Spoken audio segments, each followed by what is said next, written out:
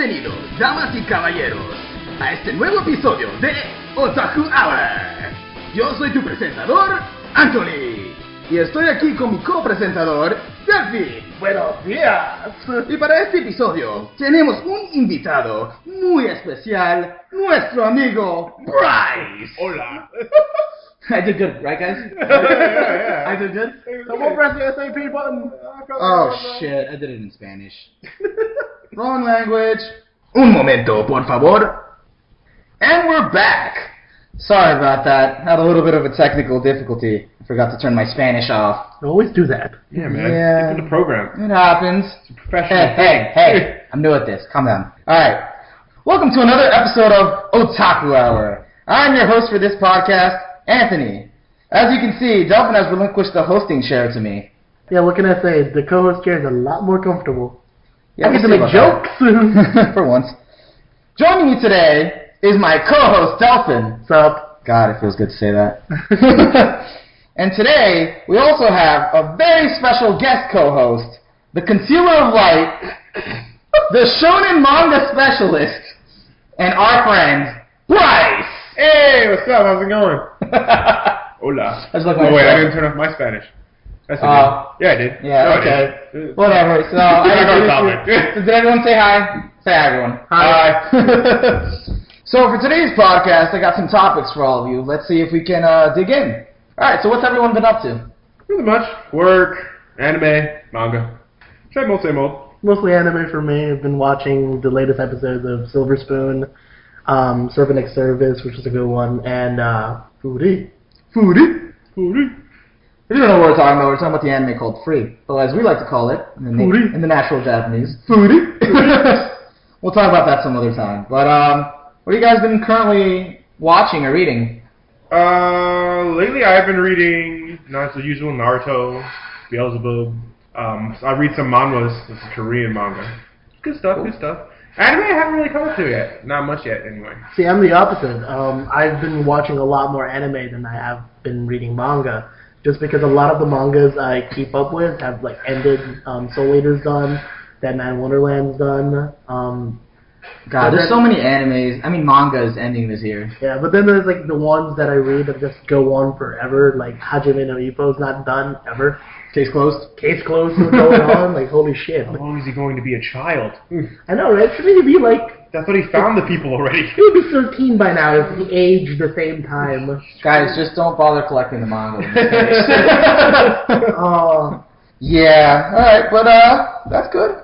Since we got Bryce here, I got a few questions for you, Bryce. Yeah, so our audience can get to know you a little more. Sure. What do you usually like to read or watch, Bryce? I read Naruto, One Piece, Bleach, Beelzebub. I read manhwa, like The Breaker, New Waves. Also read The Breaker, which is the prequel to the series. It's really good. I read The God of High School. That's good stuff. What I watch on anime right now, I haven't watched anime in a little while, but what I have been keeping up with was I still watch a little bit of Naruto. So you have to go online because the dubbing stopped. Just abrupt, just cut, which is good because dub is terrible. It's awful. It's airing on Toonami. Yes, it is. Sword Art Online is on Toonami also. I've been watching that. It was good. It's good. I'm not gonna lie. Good stuff. It was recommended to me by Anthony, our host. So yeah, it was good stuff. It was a good recommendation. Wait. Anthony recommended a dub? Who are you? I didn't recommend the dub. No, he recommended the series. Alright. My bad. We'll get into that another time. But actually, so you like a lot of battle, manga, a lot of battle anime, It's my bread and action. butter. It's my bread and butter. Bread and butter? I love it. So actually, going from that, what are your current thoughts on the big three, which are, Naruto, One Piece, and Bleach? Like, at least where they last left off. Okay, well, last chapter, chapters came out this week, but if we're talking about before the break, Naruto, as always, Masashi Kishimoto, who's the mangaka for it, is very consistent. So you're not really, like, when you see it, you're like, okay, you know what you're going to get. It's always going to be straightforward. You know you're going to get a good chapter. One Piece, Oda is all over the place. I would say it's mostly because when he did his time skip, which, by the way, if you're our One Piece fan, he revealed this is only the halfway point of the series, so bear with it. But he revealed during that I think he overpowered his characters.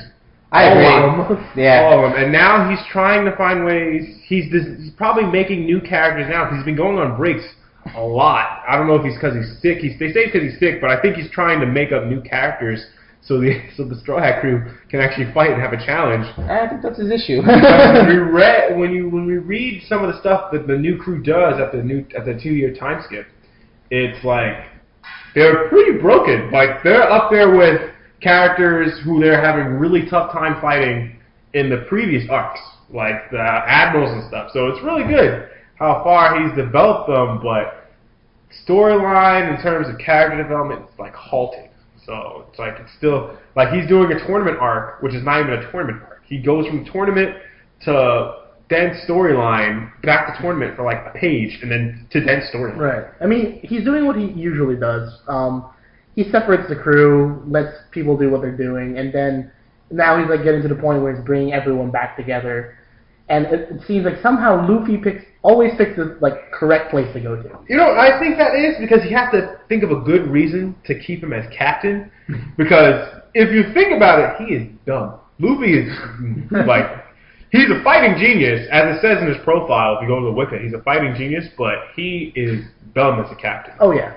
Well, guys, for popular shonen manga, you got to give credit to the founder of dumb main characters, Goku. Kira Toriyama knew what he was doing, but on Goku's worst day, he was never lacking common sense. Right. He always had some line of common sense. And then now we get to the non-cream of the crop, which people used to love in the beginning. Bleach, which went from epic artwork, sword battles, a very great villain. Aizen Sosuke was brilliantly done until they made him into a giant butterfly. I'm not joking. They made him into a giant butterfly. Aizenfree. And Aizenfree. Go, Aizenfree! Oh, this is gross. What are you? Oh. But yeah. And then sadly, Kubo pulled what Ash did. He let Aizenfree go. You're free, Aizenfree. So hell away. Go away. His story. Kubo's always had a problem with storytelling. It's never been his strongest area. Like many people say, I don't agree with this. The Soul Society arc was probably his best arc in terms of storytelling and plot development and stuff like that. Right. Then you get to, and he also has a tendency to do very long arcs. He'll do a main arc and break it into multiple sub arcs, and it takes forever. Yeah. As a fan of the series, I mean, yes, but as a true fan, and you notice that the series halts a lot sometimes with just staying in the same spot. And then he has a lot of characters, so what's good about him is that he tries to give a lot of stuff to characters. He makes you love his characters. Right. Like, you always, anytime you see something about a huge battle about to start in Bleach, you want to see, okay, I want to see this captain fight this guy, I want to hear this captain fight this guy. He also has a tendency not to pick the opponent that you think the captain should fight. Which, in the case, if you I know we all read the Waco Mundo arc, or Fake Car Kuritan arc. We all thought Soifon was going to fight Haribel. Right. It's not the case. It was Hitsugaya versus Haribel. And Soifon fought Faragon, which is the number 2 Espada, which is very weird. It did not make much sense to me. Her Bankai was terrible. Kubo, you did a horrible job. Cannon! Giant rocket missiles. It's just so wild. Actually, from that, now that Bleach is on this like 5-week hiatus, and now it's like this giant build-up. It's going from the final arc to the final arc, you know. So, what do you think? What do you think's going to happen now? What are you expecting from the final arc? Another final arc. What he's called the 1,000-year War Blood arc, right? I believe is correct. Like the separation story. Now we're at the separation story. So this is the sub arc of the final arc. So. Yeah, I mean, Kubo, I don't know how long the separation arc is going to last until he does another part of this arc. Because, again, it says, if you're fans of the series, you know that his arcs can last like 2 to 3 years. It's not like, okay, it's going to be done in like a couple of months, 6 months. I just know like most arcs may last like 7 months. The Weko Mundo arc lasted 5 years. Yeah, pretty much up there. And character development, as we all know, like Ichigo, Bleach is heavy on main character syndrome, which is it's a term I coined in I was Shonen Manga Specialist. I coined main character syndrome is when this really only happens in Shonen. Oh god, in Shonen, which is basically the main character of the series. No matter what happens, or in any situation, they're going to find a way to win, whether it be resolve, random power up. Random power ups will tend to happen just out of nowhere. They'll pull it out of nowhere. In the case of Bleach, it is heavily main character syndrome. Ichigo will always find a way, just like another manga I read called Fairy Tail. Fairy Tail's main character syndrome is a bit different from Bleach's main character syndrome, but I'm going to stay on Bleach right now. Yeah. All right, but we'll get into this. But for now, let's get into the news. First up, that was announced recently was the Pokemon Origin TV special, which was after all of the Pokemon X and Y announcements. There's going to be a Pokemon Origin special that's based off the actual game for the first time ever. See, when I first heard this news, and it was still in Japanese, I got really excited. I saw the clips. I thought this was going to be like a new TV series. Yes! Finally, Ash is going to be replaced. We're going to get Red in the protagonist spot. Peace out, Ash. His Pokemon are actually going to evolve. He's actually going to do something. Then I found out, it's just a special. But hey, take what you can get. Right. I mean, I'd rather have a special than just have like the Pokemon X and Y anime that's coming out that has Ash again. It's like really kid-centric. I think there's going to be a lot more nostalgia. It's aiming for the older fans because, we get to the point where we're so old. Like the kids who play Pokemon now, back in my day, there were only 151 Pokemon. Right. I agreed. Yeah, I'm very excited for the Pokemon Origins TV special. For one, I'm very happy to see a trainer who's very competent, because if you played as Red, if we all had a Red and Blue version, and his rival is Green, as it should be. Yeah, right. So I mean, when you all had that game, I mean, it was always fun to play it. And you were smart. You never gave away your Pokemon like a certain character who really not. The series. Aizenfree. I mean, Butterfree. No. But in Ash's defense, though, like nowadays, we know stats of Pokemon. We didn't know Butterfree was as epic as it was when it was back then. Right. But you let it go. It's like, okay, you let go. Well, you let go of not just Butterfree, Pidgeot. I will never forgive him for letting his Pidgeot go. And only recently have I remembered that he had a Mankey. Yeah, Primate. That evolved into a Primate. Ash's rule of thumb. It finally evolves. All right, I'm letting you go now. That would explain why his Bulbasaur didn't want to evolve. Squirtle was like, I'm just done with this shit. Squirtle squad, I'm out. Notice how I'm not letting you let me go. I'm letting you go. Peace. Never mind, I'll find. Put the shades back on. We all noticed like his Squirtle learned a lot of moves that it should not have learned until it evolved. Yeah. Hydro Pump. Skull Bash. Yeah, he's like, I'm gonna have to learn this pre-evolved. If not, he's gonna let me go. If you take all the starter Pokemon that Ash has, what I'll give credit to Ash for, even though he's a fictional character, but what I'll give credit to him for, he has a tendency to take his basically rookie Pokemon. I'm relating it to Digimon because I love Digimon. That's another side of the story, but. Yeah. The first evolutions of his Pokemon, like Charmander, Bulbasaur, Squirtle, he takes them to points where they're necessarily as strong almost as their second evolution or their final evolution to Pretty a much. point. And then once they evolve, which would make them even more epic, we gotta break up. This is basically what he does. He breaks up with his Pokemon. Hey yo, it's been a good ride, but I've been in Pokemon for 5 years. Yeah, but and not even that. It's like every new season of Pokemon, he's like, I'm gonna start all over from the beginning. But we've been with you for all this time.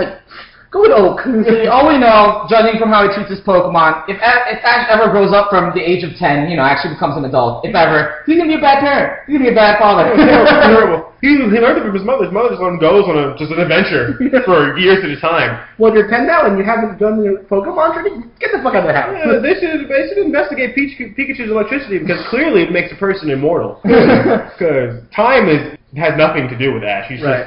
Back to Origin. I feel like the one thing they're doing it right, and I know that they're like addressing it, that they did it wrong, is that I saw the trailer. The red has a fully evolved Charizard battling green's fully evolved Blastoise. This is very true. Yeah. And there's no Pikachu that doesn't want to go into Pokeball.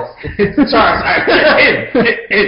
And Charizard was my starter in Pokemon Red. Oh, it's mine as well. Nostalgia. Until I used the illegal code to get all three, but that's... I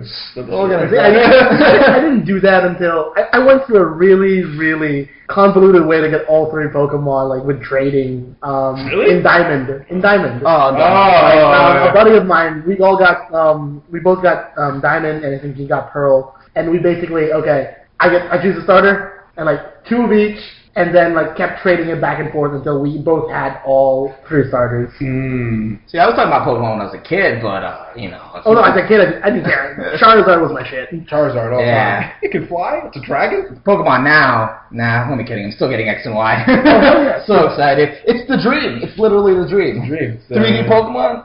It's amazing. Alright. Tears.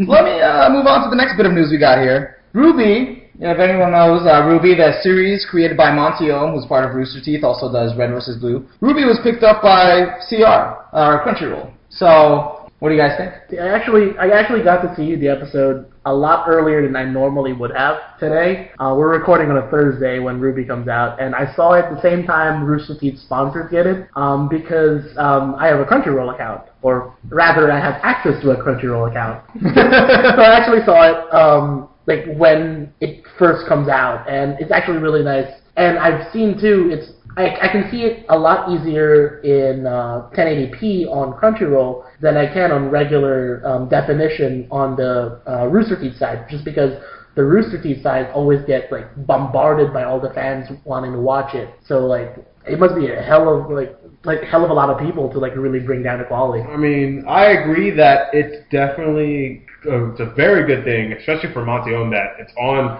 Crunchyroll. It just means it's getting a real recognition. I mean, it had recognition before it was even like out. Like people were cosplaying as it, doing fan art of all the characters and everything. So this is good for him. It could also help in terms of him getting more people to help him produce the episodes, help him come out with more stuff. I do not have a Crunchyroll account, so unlike Delphin, I actually had to wait on Rooster Teeth. Well, actually, no, I came over here and watched it. What am I talking about? Well, if you become a Rooster Teeth member, you can get an hour early. Yeah. Well, Rooster Teeth members get it half an hour earlier. Oh. Half an hour after sponsors get it. See, I was just sitting in my chair, just like, alright, Ruby's gonna come out tonight, and then I'm like, Ruby's out. I'm like, the fuck? It's only like 4 o'clock, 5 o'clock, 6. I'm like, I got it there early as possible. I'm just like, so glad to be a Crunchyroll Premium member. Actually, yeah. When I went on the Crunchyroll site, they actually were actively like promoting that. It's like, oh yeah, get it 3 hours before. And I was like, oh, right.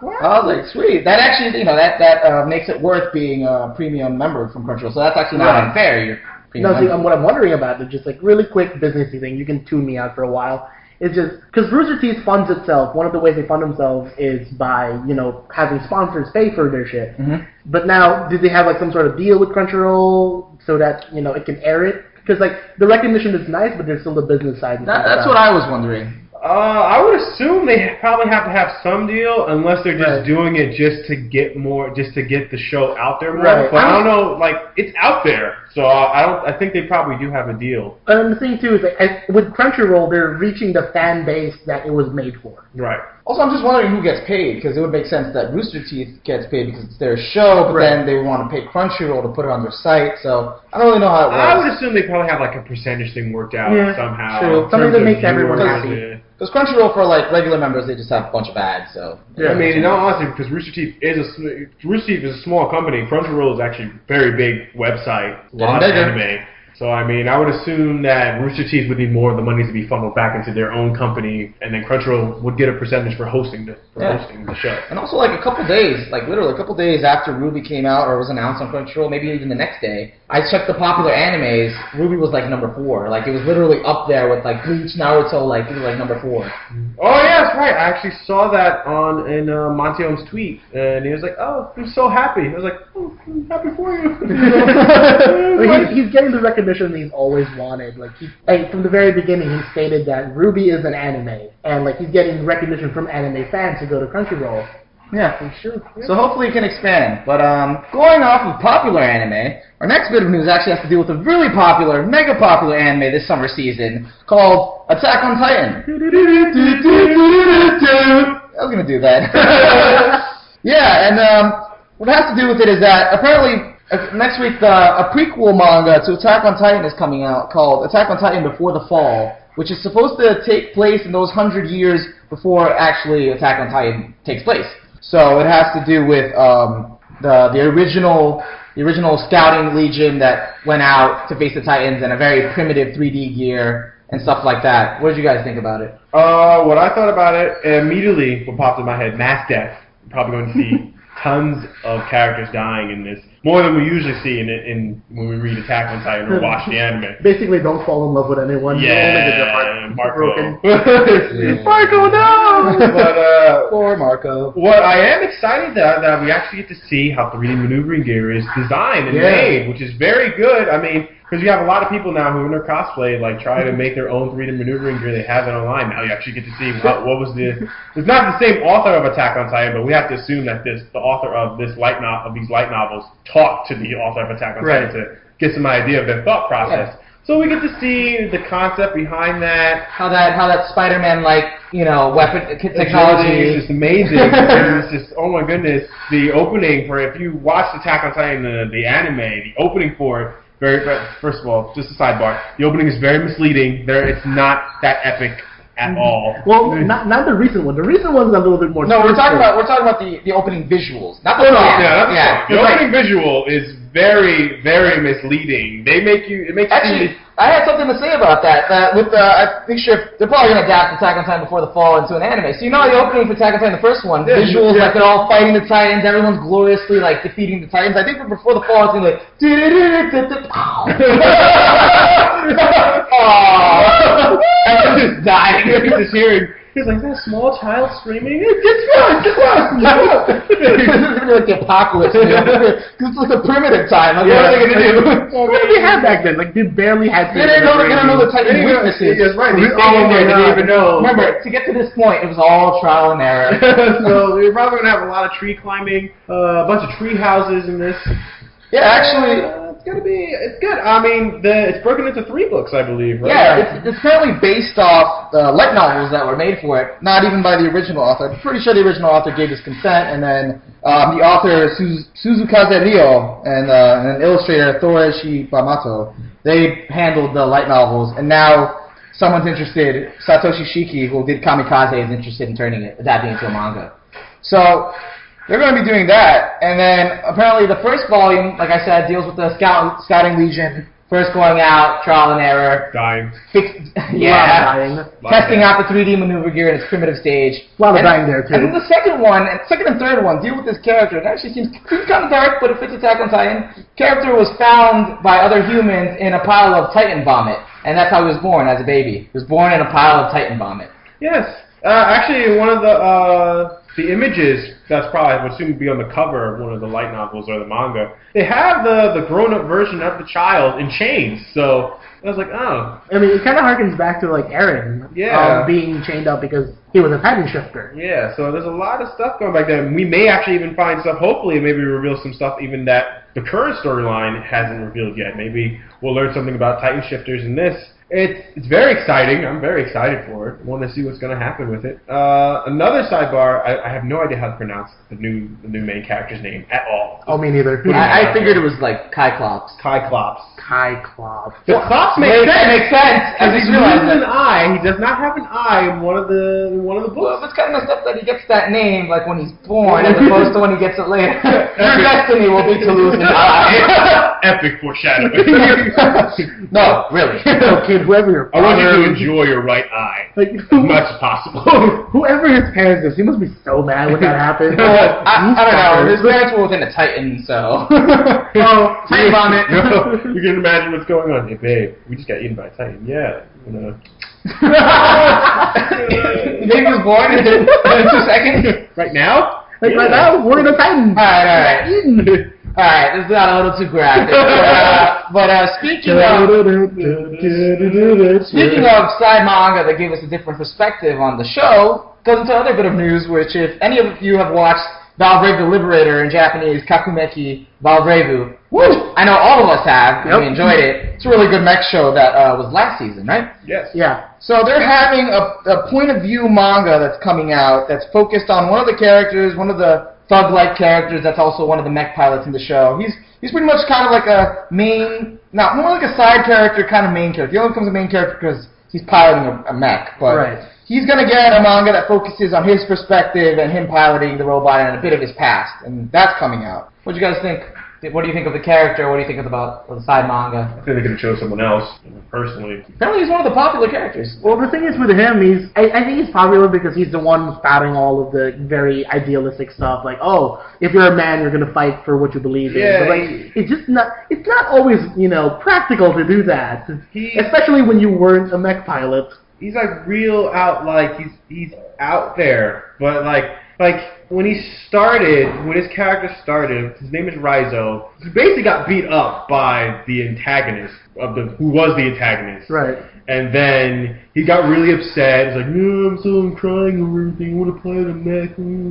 It's basically his whole process of the whole thing. I mean, I just don't know what I'm going to learn much from reading a manga about that particular character. I mean, this is not the only side story that we get. We also got the one with apparently there was another side story, side manga announced earlier. I just actually found about it recently because I heard about this one, which was based on Saki, who was another popular character, and it was based on her, one of the girls that is in love with the main character, Haruto, right? That's the name. Yeah. I don't see the appeal, but sure. And she also got Valrave. Oh, I'm sorry, I was the first to mention it. Well, Anthony gets points for that one. Yeah, you did. Oh, sorry. Spoiler. Episode 10.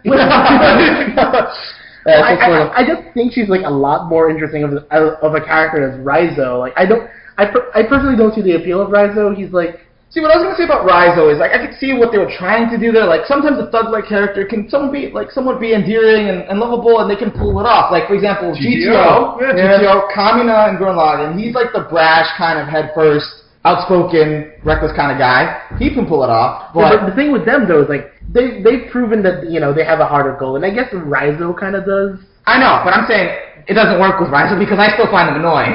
Oh, yeah. But people like him. I don't. I mean, from when I see it, because when I look at Valrave, I don't look at it as from a single character's perspective. I look at it from the whole group of the pilots of this little community. Right. So I don't see how focusing on the one character in a whole manga, especially when his story doesn't seem like it will reveal much, because he doesn't seem to have a major connection to any of the major elements of the story being told. Like, he's not related to as the main girl who Haruto's in love with, who he does not Valrave, but spoiler. But she's related to the president of the country that was attacked, which is the main hosting setting of where the mechs are built and everything, all that. So, but Raizo's just a student. Well, all the students were, bred to be the pilot. Yeah. All right. Yeah. Well, we'll see what happens. We'll see what happens with Valrave. I'm very excited for the next season, but we'll get there. Because with Valrave, and actually if you think about it, the premise of the show with the mechs is they all technically get Valraved. Yes. If you think about it. Yeah. And enter the mech. Oh! We did, it could be, maybe they'll have some interesting stuff about, if you haven't watched Valrave, I was about to say Valrave, we've been saying it so much, apologies, but I haven't said it once. They keep doing a flashback between what's happening in their present time and then what's happening, what was it? In the future. 200 years in the future? 100? I don't remember the exact number. It's a good amount of time into the future. So maybe this manga will talk about his future self. Nah, I think it's going, well, maybe. I heard it was going to be his past and, kind of the present, but maybe there's a future self. I really don't know. I think that's one of the most interesting things about Valrave. We get to see, bits and pieces of what happens after all the things we watch. And you're literally looking forward to Right. it. We'll see what happens with Valrave. Actually, going back to what we were talking about before this, Attack on Titan, not the news part, but I have a special topic for you guys that I came up across on a Kotaku article, so I wanted to see what you guys could imagine with this, or come up with this. So, what would it be like if Attack on Titan characters were Pokemon trainers? I looked at this, it was very amusing. Yep. They gave Aaron a Pidgeotto, not a Pidgeot, Pidgeotto, He's not fully evolved yet. He's not fully evolved yet, which is, I think it fits Eren perfectly because Eren himself is not fully evolved because if you read, okay, again, I know I'm comparing the anime to the manga, but if you read the manga and then you watch the anime opening, they make him seem very epic. Like, oh goodness, Eren. His name is in the song. His name is in the song. So, I mean, oh yeah, this is gonna happen. Not the case, not at all. It's a lie. Total lie, fabrication. But I think giving him a Pidgeotto, not bad. Yeah, because if he turns into a Pidgeot, Ash will let him go. Yeah. And also, I see what they did with Levi and Mightyena, Dog of the Military. Oh, I didn't even look at it that way. Oh, I didn't. I had to just figure it out. I was like... I think it would have been kind of funny if they gave him whatever's before Mightyena, just because he's so damn short. True. Poochiana, puppy of the military. Man, I'm gonna get killed by my sleep by Levy. Yeah. I know. The other couple of good things, like I like Connie's with the ducklet. Ugly duckling. It is, and they're both kind of really derpy. Yeah. So is Connie gonna evolve into a swamp? Who knows? See, just quick sidebar. Like my favorite ship there that's not an official ship is Connie Sasha. The two dumbass characters. Like, I want them to be happy. Sasha's actually, though, physically capable of doing many things. Also, all Connie has to do is basically give Sasha a loaf of bread, and then he's in. This is true. This is true. No lie. Any form of food. Yeah. Food. But also, yeah, I was thinking, like, a lot of the pairings there, you know, some of them make sense, some of them, like, alright, some I didn't get. But I was thinking, what if actually Pokemon did exist in Attack on Titan? How would you imagine it to be? There would be no Titans. They would be wiped out. No, and Titans don't attack animals, so Pokemon would be good. Like Mikasa, for instance. First of all, as we all know, Mikasa is ridiculous in her own right. Yes. Insanely skilled. Then they gave her a Charizard. She could wipe out, she'd solve all their problems. Exactly. Never have to worry about her gear running out.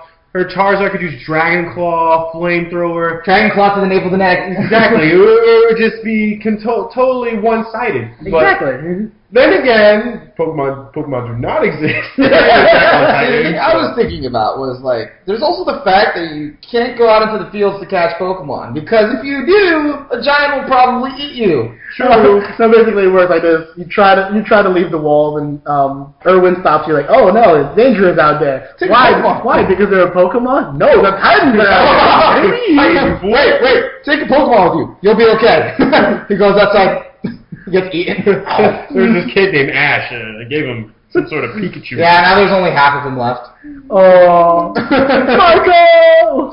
It's like Professor Oak gives you the Pokeball. It's like, good luck, son. He's like, how's this supposed to help me against Titans? And then Professor Oak gets eaten by Titan. Damn it! Save me! Why? You can just see Oak look at the Titan like, are you a boy or a girl?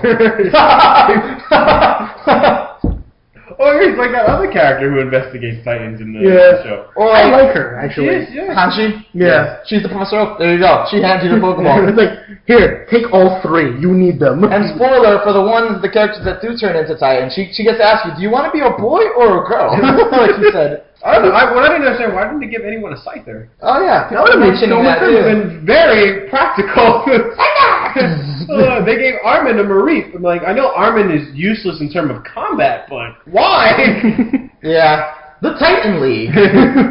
Alright, guys. Well, it's pretty funny, but I don't think Pokemon could exist in the Titan world. It's too grim in there. I'm pretty sure the Pokemon would stay away from the humans. They're getting eaten over there. I don't want to be eaten. I don't think the Pokemon would ever evolve, because then they'd let There'd be them no go time for into the training. field. I'm releasing you. What? You have to do the hardest job of catching a fully evolved Pokemon without a Pokemon to battle it. Right. I'm gonna try and catch a Salamence with what? A rock. That only works in the.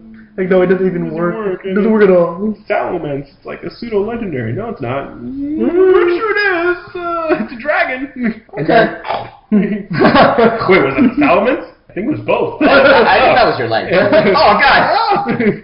Okay. So, since you're here, Bryce, I got a special shonen topic for you. Oh, really? Yep, since you're our shonen specialist. Well, this is all for all of you, but this is Hey. this is your forte. So, what do you guys think about popular shonen manga? Do you still enjoy them the way you used to, or do you find yourself looking more toward adult-oriented manga? Well, as I've gotten older and read more of the stuff, it's still interesting. Not gonna lie, even with Bleach, even though the storyline has gotten way out of hand, I still read them. I find them very enjoyable. It's a good way to pass the time. It's a fun hobby. I will say this, though, as you do get older, you start getting very annoyed with how certain characters develop or using certain moves over and over again, or Sengon and Naruto is just, Getsuga Tensho is just the be-all, end-all in Bleach, but it's just, some things get very repetitive, especially in Shonen. Shonen manga gets very repetitive, but again, you have to think of the age bracket it's going for. Right. It's going for, kids in high school or kids in grade school. Younger guys. Younger people, and what they all focus on is just the action scenes. You're not looking for story, but as you get older, you're going to be looking into story. See, but that's what I like about Naruto. I think Naruto did really well, because Naruto grew up with us. Naruto starts off as this really goofy kid, spouting nonsense about wanting to be Hokage. When you're younger, you're kind of like that, You follow your dreams, you're very idealistic, and then you grow up, you start to see, the world is not that kind of a place. You need to actually work hard. And then Naruto it gets to the time skip where Naruto spends 5 years training with Jiraiya. 3 years training with Jiraiya. And then he comes back he is a more mature Naruto. He's still kind of silly sometimes, but... Yeah, you can tell that he's changed, that his character had changed a lot. And that's something you do not get a lot, especially... Even in Dragon Ball Z, Dragon Ball Z had a problem with that. They didn't do that until the Majin Buu saga, really. Gohan was still the same pansy he was from Namek. Oh, I'm going to have a random temper tantrum. Oh, I saved the world. Temper tantrum. It took his father dying how many times for him to man the fuck up? No, it took an android to die for him to get it. Let's see. Let's break this down. Let's see. Raditz, that was the first death of Goku. Gohan, yeah, I'm strong. Okay, let's go to Piccolo dying for him to actually help out against Vegeta and Nappa. Right. Goku returns, KOK and all that good stuff. Yay! Hey, what? Yeah, what? Then we go to Namek. Gohan should have died multiple times before that, but that's besides the point. We go to Namek. Krillin dies, which is very funny. Very hilarious. Now, we're going to be talking about both of Krillin's deaths. We're going to be talking about his death when he gets impaled by Frieza. That was funny. I was like, oh my goodness, whoa! That happened. Gohan goes in rage, powers up, basically beats up first form Frieza. Second form Frieza? Second form Frieza. Gets his ass beat. Gets his ass beat. Gohan realizes it does absolutely nothing. And then, okay. But then, which they don't explain this power up at all, because this makes no sense, and I think a lot of people miss that in the show. When, after Goku's gone Super Saiyan, you think he's dead from Frieza going 100% using his, basically freaking power bombing him into the Namek's destroyed core. Right. Which made no sense because he destroyed the core, so nothing's going to happen. But still, Gohan shows up to stall time for Bulma to leave, right?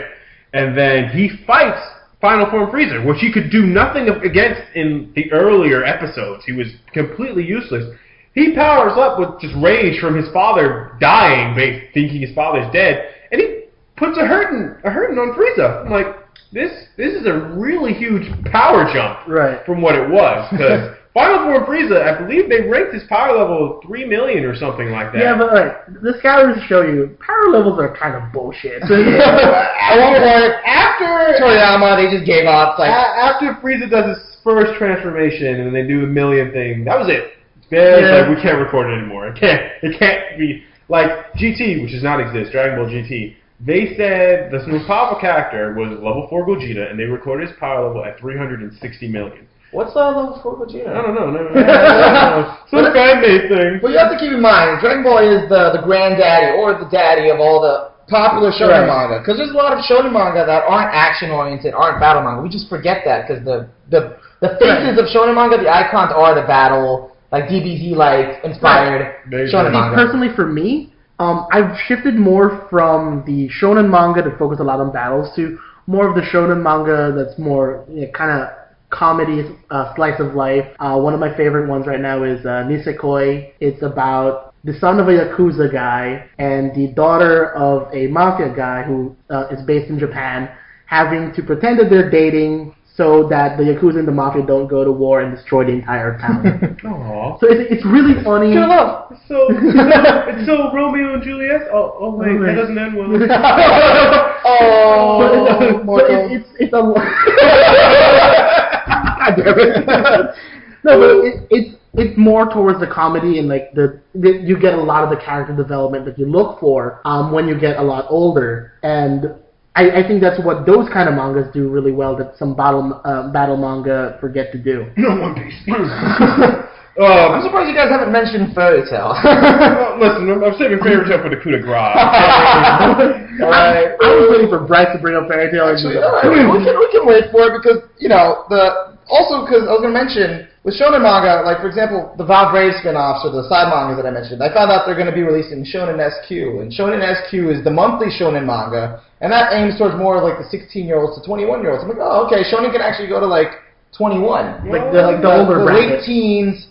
Kind of, and I'm like, okay, because I was starting to think, I'm like, the things that happen in Valrave, the main series, for it to be a shonen, I'm like, But then again, what is that called? I think it's Valrave. But then I think I realized that in Japan, it's really not, it's not what happens, not the content-wise, it's really just the themes, like the philosophies and stuff. Right. That's what they mean, because apparently, the relaxation and censorship in Japan is what, that stuff can happen, and, 13-year-olds can watch it. I mean, just really quick, very general with this. It's only really the United States that has a problem with sex and doesn't care about violence. Everywhere else, violence is a bigger issue than, the sex stuff. It's very true. Makes sense, yeah, that's why you don't see, gore in One Piece and... Right. And Naruto and even with the bloody scenes that they did depict or people getting impaled, it's not that unless it's a senin, which is really just Titan. But I mean, I was saving it, but I have to bring it up. Fairy Tail. Fairy Tail started off very strong. Not gonna lie, it was very strong. It's done by Hiro Mashima. I love the guy. Brilliant artist. If you've ever heard of his works, Rave Master was one of his works, which was very good. Wait a second, I thought Fairy Tail was Rave Master. It is. Okay, if you want to break it down, he basically, since he can't say steal because he created both series, but he redid Rave. He recycles Rave Master a lot in Fairy Tail. It's like a lot of the same character elements, same names. He even did a crossover manga chapter where the characters of Rave Master meet the characters of Fairy Tail. Right. So which is funny and all. It's funny and all, but then when you break it down, I'm pretty sure Fairy Tail has the advantage in some of those areas. In terms of Haru versus a mage or something like that, because he did fight a mage in Rave Master named Siegfried. Siegfried pwned him a lot. Well, what's the issue with Fairy Tail? Okay, Fairy Tail. What was good about Fairy Tail, what was unique about Fairy Tail, is that it focused on the guild as a whole. So it was there was no main character. The guild was the character. Every time the guild did something, it was. Then again, it had the core main three characters of the guild, here's Natsu, Gray, Lucy, and then I was like, okay, so yeah, but then slowly, surely, it started breaking away from that and getting into the shonen-esque, sometimes it's a trap, sometimes it's not a trap, main character syndrome, which is Natsu bridged out. First of all, it became a Dragon Slayer themed manga. That's the main mage thing. That's the main. But then at that point, it wasn't even that much of a problem because there were other mages. Other mages who were Dragon Slayers. It wasn't, just Natsu. Yeah, and then as it went on, it all started coming clearly that Natsu would be the one to solve all their problems. They even characters in the thing have stated it more times than none. Natsu will save us. Natsu will do this. Natsu will do that. And just recently, the arc before the one that they're on now, just the way he fixes everything is such bullshit. Yeah, it's basically by accident. Because there's been a lot of correlation between Natsu and Luffy from One Piece, and yes, most definitely, yes, they are, without a doubt, the same person. Mm-hmm. I mentioned this because Shonen in general, because personally for me, I still read Shonen. Shonen's pretty good, but I just find myself just being more drawn to manga that are seinen, the more messed up it is, sad to say, the more I want to read it. Attack on Titan, recently caught up to Berserk. I highly recommend it. It's just, it had everything. That's right, Justin kept recommending it. No. I read it because I wanted to. He told me about that 3 years ago. And the thing for me, I like a lot of the psychological stuff. So the seinens that I read are Ikigami, which is about an alternate Japanese society where at a certain age you're injected with a pill that has a 1 in 100 chance of killing you. And if you have that one, you're given a death notice. You can do whatever the fuck you want for the last 24 hours of your life. And it focuses on the people dealing with them dying all of a sudden. So a lot of different I might check that out. That's a really cool one. And then, I love the manga Bartender. Yes, Bartender. I love Bartender. It's more of a slice of life, but it also introduces me to a lot of different interesting cocktails I want to try. I'm also over 21, by the way. So the Otaku Hour podcast would not... he watched Bartender when he wasn't 21, by the way. Yeah, but I didn't drink that.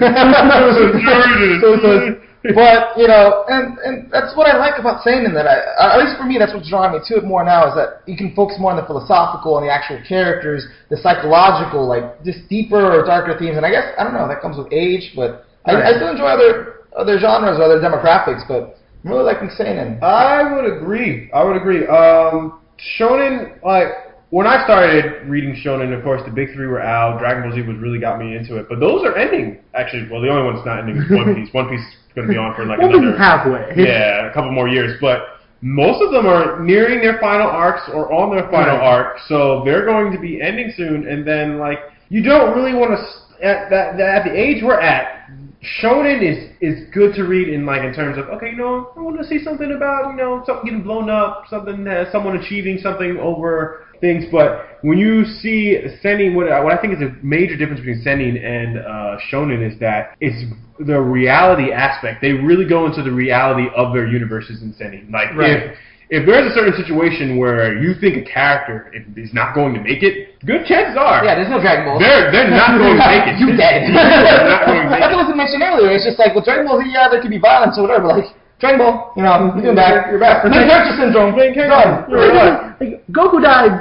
I bring it up again, but Goku died so many times in that show to the point where normal Dragon Balls didn't work for him. So they went to another planet to use their Dragon Balls to bring his ass back. There's no Dragon Balls. Alright, let's go to another planet. My editor's up my ass. This whole Gohan thing is not working out. That's what I want to know, Bryce, you personally, do you find yourself being drawn to more seinen, or you really enjoy shonen right now?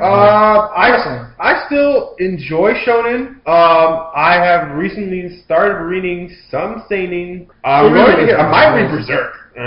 You recommended it highly for me, read Berserk. But also, manhwas are good. Manhwas stay focused in their reality. They have a little bit of main character syndrome if you read an action manhwa, but for the most part, they stay in the reality of their series. So, and what I mean by that, as I said before, is you could picture yourself in that series, and if you're not going to make it, you're not going to make it. You'll feel normal. So, let's take Dragon Ball Z and stuff like that, when they would be blowing up buildings and stuff like that.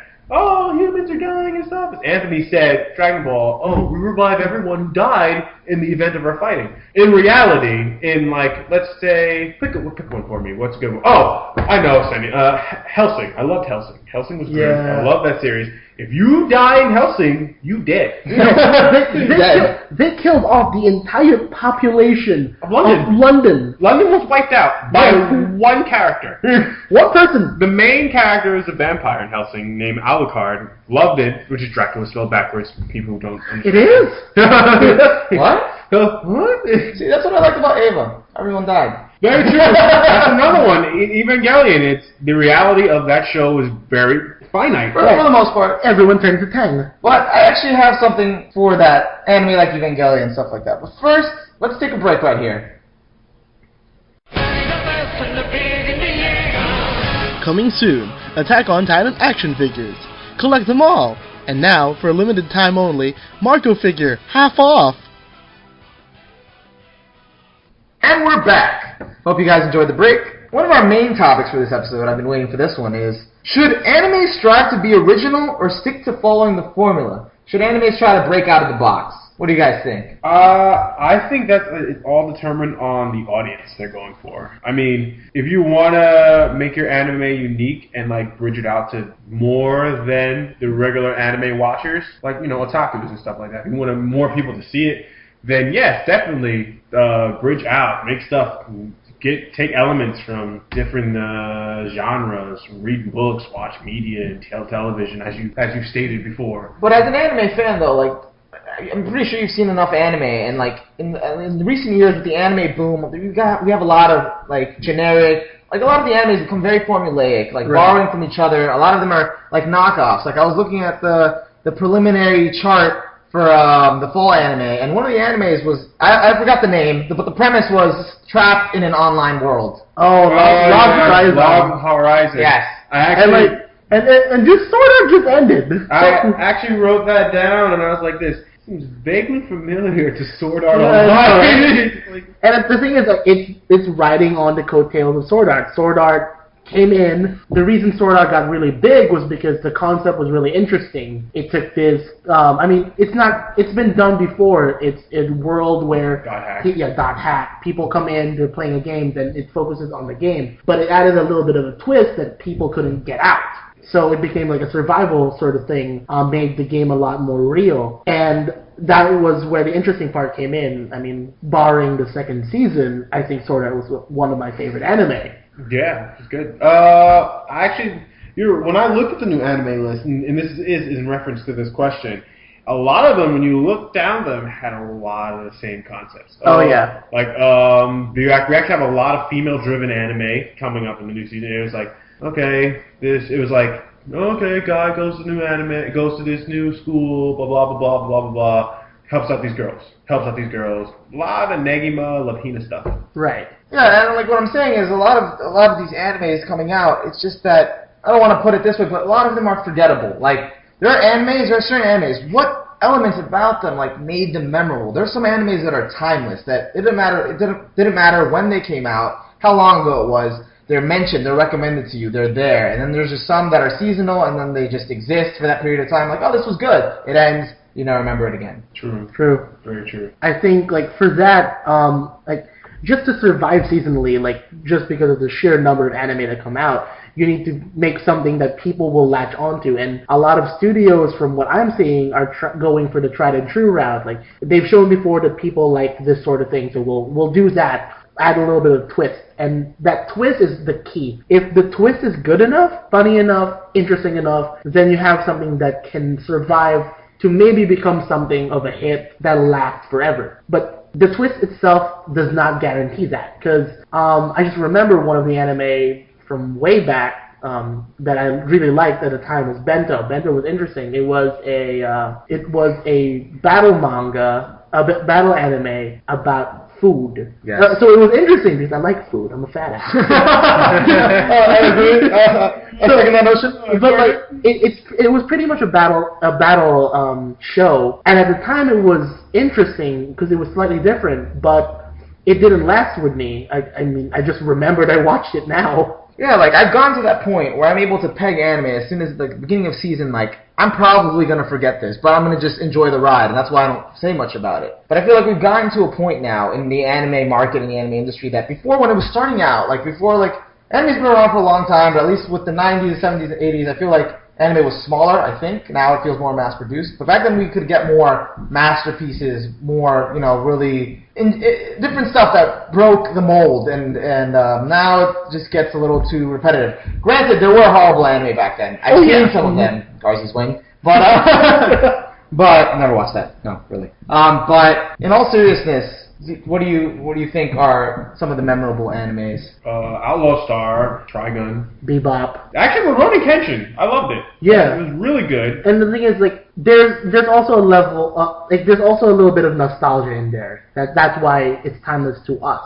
So I think a lot of the anime that come out now, there's some kid who saw Sword Art, and for them, like, years later when they get their own little podcast, they're gonna be like, oh yeah, Sword Art Online was one of my, like, I think it's something that lasts throughout the ages. It's good, but I'm like, it's not ages to me. Right. So then is it really the anime industry that needs rejuvenation, or is it we're just old and nostalgic? You know what it is? I think it's part generational. Yes. Because, you know, again, it's like what's interesting to you now is not going to be interesting when you have kids or their generation or stuff like that. And I think another part to your statement that you made before about how the anime industry in the 70s and the 80s was how they had more time to put out masterpieces was that it was not that big of a boom in the Western culture, as it were. But then it did become that, and then like you could see that more people were struggling more to get their anime back then produced into like their story that they had produced into an anime, because that was where they were going to make their money from. It wasn't going to be from. And also probably, now I just realized maybe the bar wasn't set that high back then. Back then it was just what came out. If you looked at the animation for some of the older 70s and 80s anime, it was like, again, I would say Dragon Ball Z was the cream of the crop back then. It was up there. It was up there. But there are some anime that I feel like have kind of like broken the rules, done away with the general formula, and just even made fun of it in a way, like Evangelion or even Madoka, which is recent, and a lot of people know Madoka. You know, I know it's popular, a lot of people like to cosplay it, but there's a reason for it. The thing with both Eva and Madoka is they took very popular genres. Eva took mech, the mecha genre, and Madoka took the magical genre, and flipped it over its head and like showed you how it can be fucked up. Because, like, Ava's dark as hell. Like, it focused more on the psychological than comparing it to, let's say, like, a Gundam series, any of the Gundam series. It's very, very main character-y. Like, main character syndrome happened all the time. And the same thing with Magical Girl, you get the cutesy transformations, the adorable little creatures. But in Madoka, the cutesy transformations, they still had that. The cutesy creature's kind of evil, and they didn't mind killing off one of the characters right quick. Yeah, and I think maybe one of the reasons that people most fans are satisfied with the animes and like not minding the formulas, because people just like to see the same thing, and then as long as it has a different disguise or a different paint job, they can keep watching the same thing, keep having the same happy endings or happy feelings about what they watched. Figured it out. It was Death Note. Death Note! Death Note was really good. Very memorable. Right. And I didn't forget, I just forgot the name. I remember what I was thinking about. And the thing with Death Note too is it focused on very different themes than what the other manga coming out at the time did. Like it's also very dark, it's very psychological, but everything else that came out at the time were kind of like very shonen-y. And it's so integrated now into our anime pop culture. Right. You can buy Death Notes.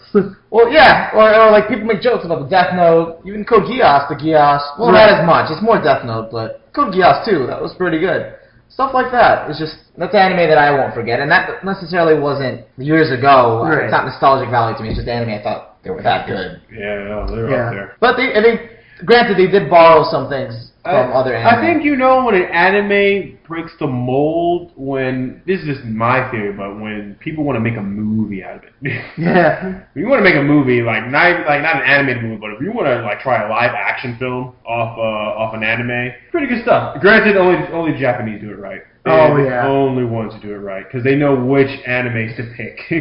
Yeah, and also, I think it's something like that.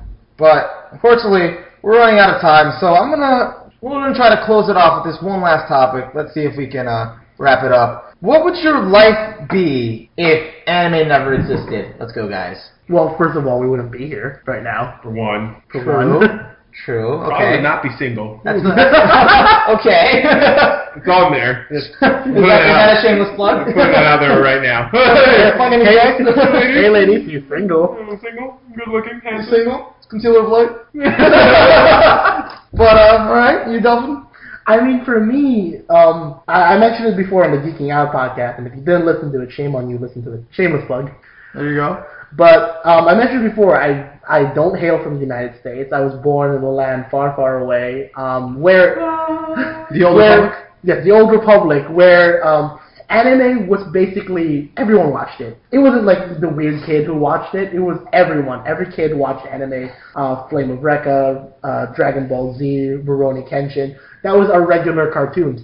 I was weird because I watched like Dexter's Lab. Oh, I love Dexter's Lab. I know, but until they ruined it. It was kind of flipped. So as a kid, watching anime really stuck with me. A lot of my my outlook on life and my moral values stem from anime. It taught me a lot of different things like follow your dreams. Yeah. Follow your dreams. Treasure your friends. A lot of things that kids should learn.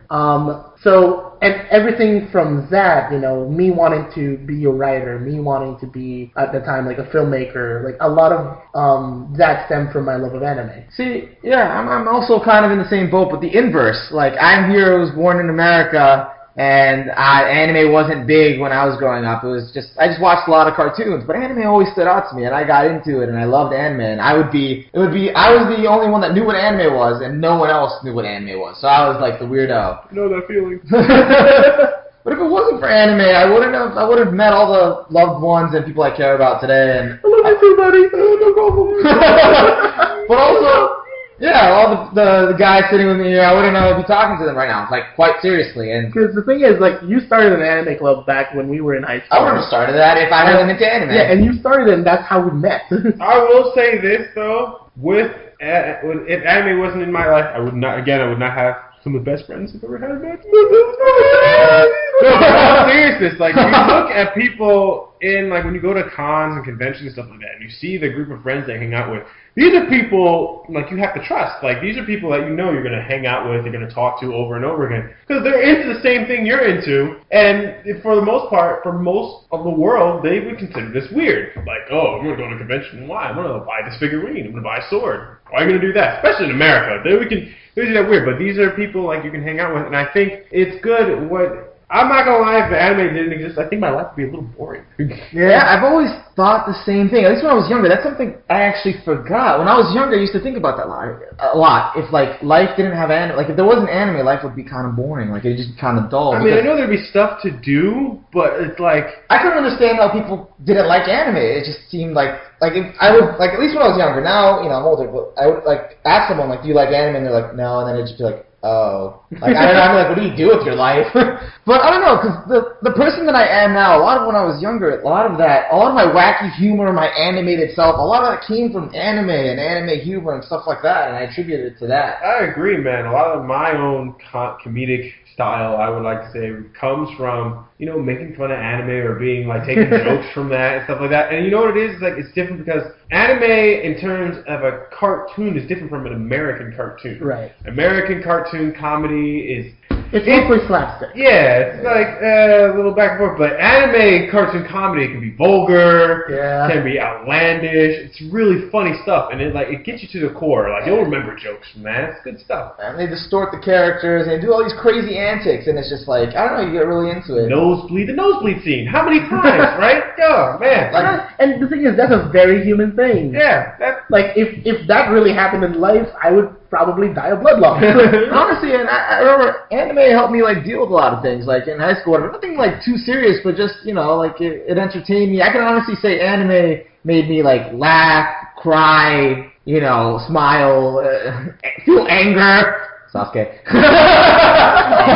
That's not gonna do that, but it's not. I felt every emotion with anime, and it was great to take you there. So yeah, agreed. So I think that about wraps it up, guys. We ran out of time, but that was a lot of fun. I hope we can do this again sometime, maybe on our next podcast. As always, thank you for listening to Otaku Hour. You guys can find us at wearegeekingout.com. You can leave us a comment there, and you can also subscribe to us on iTunes, and you can also tweet us at @GeekingOutCrew. So I repeat, that's @GeekingOutCrew. Please hit us up if you want. And I'm Anthony. I'm Delphin. I'm Black. I'm Bryce. And we'll catch you guys later. See ya. See ya.